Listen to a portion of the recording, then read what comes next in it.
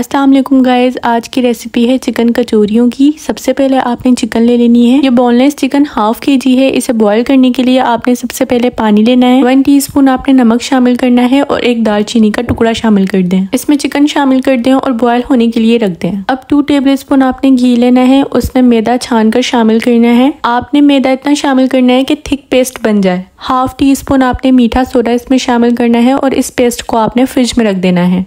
अब आपने आटा गूंदने के लिए मैदा लेना है। यह हाफ केजी मैदा है। आपने मैदे को छान लेना है और इसमें हाफ टीस्पून नमक शामिल कर देंगे और 2 टेबलस्पून आपने घी शामिल करना है। अब आपने घी और मैदा अच्छे से मिक्स कर लेना है। अब इसमें शामिल करेंगे पानी। आपने थोड़ा थोड़ा पानी शामिल कर इसे नीड कर लेना है। आपने मैदे को अच्छे से नीड करने के बाद इसमें घी लगा देना है। घी लगाने के बाद आपने फिर से इसे नीड करना है। जिस तरह वीडियो में शो हो रहा है आपने ये सारे स्टेप्स फॉलो कर लेने हैं।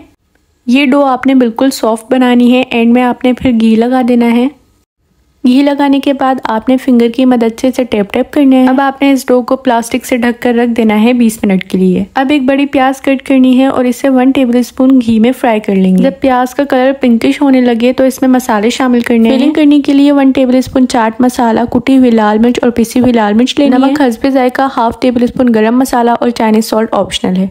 अब इन सबको आपने अच्छे से मिक्स कर लेना है। हरा धनिया, पुदीना और हरी मिर्च भी कट करके शामिल कर दें और चिकन की पीसेस आपने श्रेड करके शामिल करने हैं। इसे अच्छे से मिक्स कर लें। इस फिलिंग को आपने ड्राई रखना है और अब आप इसे रेस्ट पर छोड़ देंगे ठंडा होने के लिए। अब जो आधे घंटे के लिए रेस्ट पर मैदा रखा था आपने वो ले लेना है। इस डो को आपने राउंड शेप में पेड़े बनाकर रख देने हैं। पेड़े बनाने के बाद आपने इस पर घी लगाना है। किसी शॉपर में आपने इसे 10 मिनट के लिए रेस्ट पर छोड़ देना। 10 मिनट के बाद इन पेड़ों को आपने राउंड शेप देना है और जो फ्रिज में पेस्ट बनाकर रखा था आपने वो लगा देना है।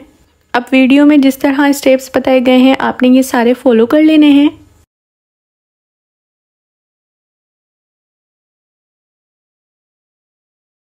इस डो को आपने पहले स्क्वायर शेप देना है। फिर सेकंड स्टेप में इसके कॉर्नर्स इस तरह फोल्ड करने हैं और इसे पेड़ा बनाकर रख देना है। 5 मिनट के लिए इसे भी आपने रेस्ट पर रखना है। उसके बाद आपने इसको बेल लेना है। अब जो फिलिंग ठंडी होने के लिए रखी थी आपने वो शामिल करनी है। अब जिस तरह वीडियो में स्टेप्स बताए गए हैं आपने ये फॉलो कर लेने हैं।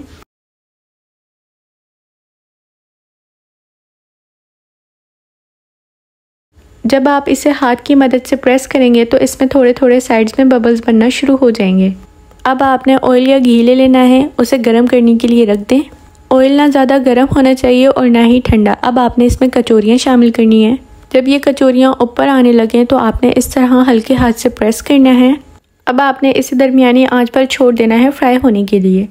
और ये कचौरियाँ बिल्कुल तैयार हो चुकी थी। आई होप कि आपको ये वीडियो पसंद आई होगी। मिलते हैं नेक्स्ट वीडियो में। ओके, अल्लाह हाफिज़।